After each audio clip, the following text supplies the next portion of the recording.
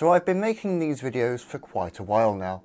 However, last year I went through a bit of a rebrand and started a new series titled Doing It Ourselves, where I would showcase different projects, ideas and experiments that I think could bring about a more sustainable world. Now today I wanted to delve a little bit deeper into that as to what Doing It Ourselves is, the purpose of it, and I wanted to give some real world examples. So without further ado, let's get into what Doing It Ourselves is all about. Now the idea of doing it ourselves sounds pretty self-explanatory, and it kind of is. At its core, it's the idea of people making and doing more things themselves and becoming more self-sufficient so that they have to rely less and less on the monetary market system for the things they need and use in their daily lives. And no, this isn't just about self-reliance or homesteading / small holdings or things of that nature. It's much more radical than that. It's about creating highly decentralized, democratic, sustainable, free and open source alternatives to things that would usually be locked away behind a price or patent.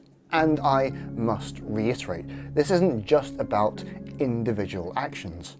I'll talk more in the future about this, but the intent is that this idea can be scaled up to the community level where individuals band together to create autonomous communities that control their own production and economic life, which I feel is a crucial part of creating alternative models and building what is known as dual power. Those of you who just came to my channel for the projects and experiments or whatnot might actually be surprised, but let me be clear that the intent from the very start, the purpose of these projects and whatnot, was to kickstart, or at very least aiding kickstarting, the decoupling from monetary market systems via creating alternatives, alternative food systems, manufacturing, materials, energy, and even beyond. As such, doing it ourselves is about individuals and communities growing more of their own food, making more of their own energy, producing more of their own things, doing more things themselves, building a diverse skill set. And in that way, it's kind of about shifting the paradigm from having lots of highly specialized people that can only do one thing, shifting away from that and moving towards a new paradigm that is much more multidisciplinary. But it's not just about self-sustainability, it's also about open sourcing knowledge, especially with regards to knowledge on how to produce things, so that we can replicate them and scale them down to a community or even an individual level, with the mission to open source as much knowledge and material as possible, whether it's hardware, software, production methods, methods of agriculture, recycling, forms of energy, other sustainable technologies. This is something I collectively coin FOSS, for fully open source everything. So now we reach the question of why? Why do it ourselves? Well, we face today many pressing challenges. It's harder to afford to live. Ecosystems are collapsing. The climate is changing. Rapid automation is imminent. Go down the list. But our current socio-economic system and those who control it are yet to lift a finger to any of these issues to any significant capacity. Massive inequality means that those with the wealth, the assets, the power, the influence, have the strongest sway over the direction the world turns. The voices of the masses and the worries they express in tow are hence deafened. The wealthiest in the world own and control almost all production, and they're just not going to change in a way that affords social equity, the valuing of the masses' freedom, or ecological rejuvenation. Thus, we have to take things into our own hands. Other forms of activism, like protests, demos, book clubs, whatever, are only so effective to the limited extent that they are. Individuals and communities taking control of production and knowledge, building collaboration and dual power, doing what would actually affect things. That's what I think would be much more impactful and would inch us closer to a freer, more equitable, more sustainable world.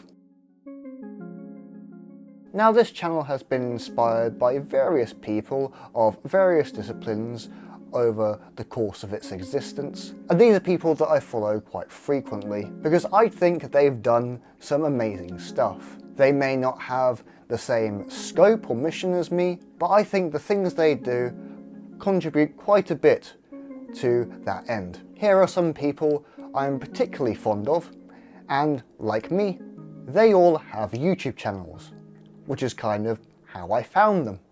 If you're quite partial to gardening and growing veggies and whatnot, and even beyond, then look no further than Mark from Self-Sufficient Me. This Australian has done amazingly well and gained a massive following for his wide span of guides on how to grow different veggies and fruits and whatnot in all different ways, all through the vehicle of his wonderful self-sufficient homestead. He loves his raised beds, he loves his trellises, he loves his quail, he loves his eggs, and the information on his channel is an absolute gardener's dream. He's an excellent resource for how to find information on growing food organically and reusing waste to grow even more food. And his scope goes well beyond that. I'll leave a link to his channel down in the description along with the others on this list. Next up is a guy called Julian Brown, otherwise known as Naturejab. This person has done something very impressive in that in his backyard he's built a reactor from scratch that turns plastic into fuel, and has even gotten a 100k grant to improve his process. He still has a lot of work to do with perfecting his reactor and whatnot, but he's a shining example of what we can achieve and how we can innovate via citizen science. Next up, I'm going to kind of group these two together because they are different channels, but they kind of do a similar thing, is Stefan from CNC Kitchen and Made with Layers by Thomas Sanladra. Essentially, these guys have produced a metric ton of info and have done tons of projects and experiments with 3D printing. Now, of course, they do the standard 3D printing channel stuff with reviewing new filaments and printers and such, but they also do stuff more on the DIY side, like making their own filament, recycling old filament and other things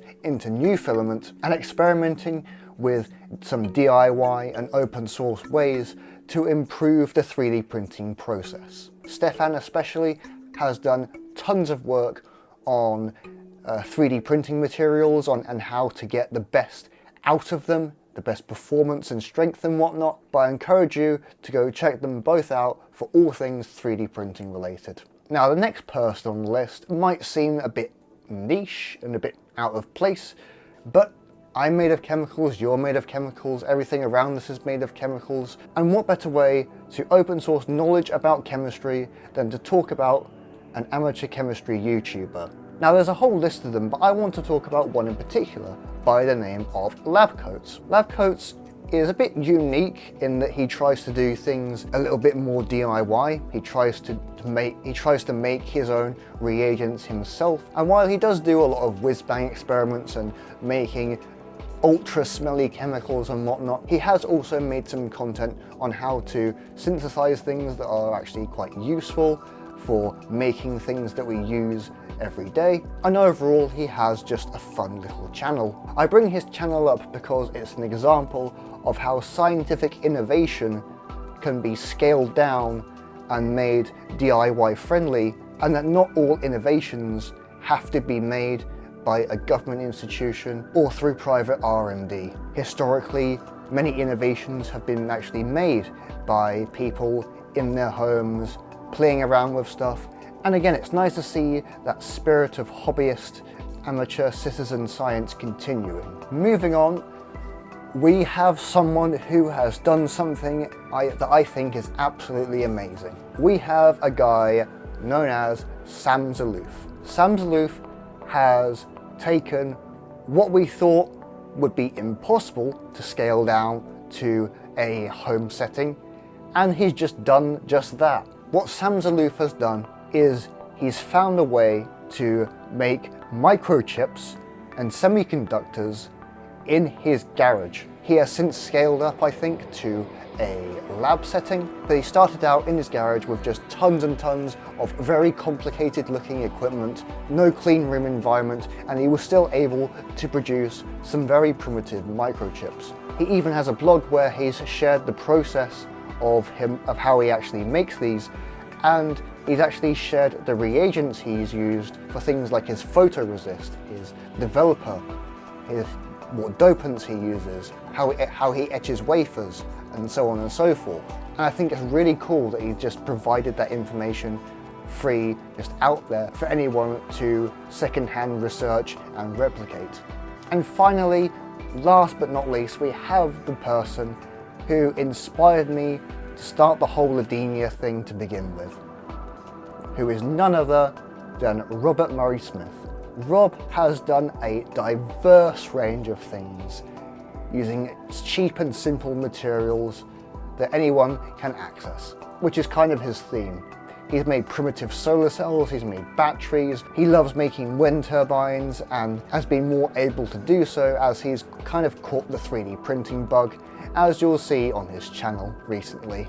He's also done a fair amount of work on material science, and a few years ago he did quite a lot of work on materials like graphene, which I think is really interesting. He's even showed how to make graphene using various methods. He's also done some work on conductive ink, he's done some work on injection molding, on a little bit of chemistry here and there. But all in all, I love what he's done and I love what he's shared to the world. So I say to him, thank you very much. So what is doing it ourselves? Well, doing it ourselves, in essence, is marrying up STEM and activism and making them work together to help bring about a freer, more democratic, more decentralized, more sustainable world. Thank you very much for watching. I'll catch you all next time.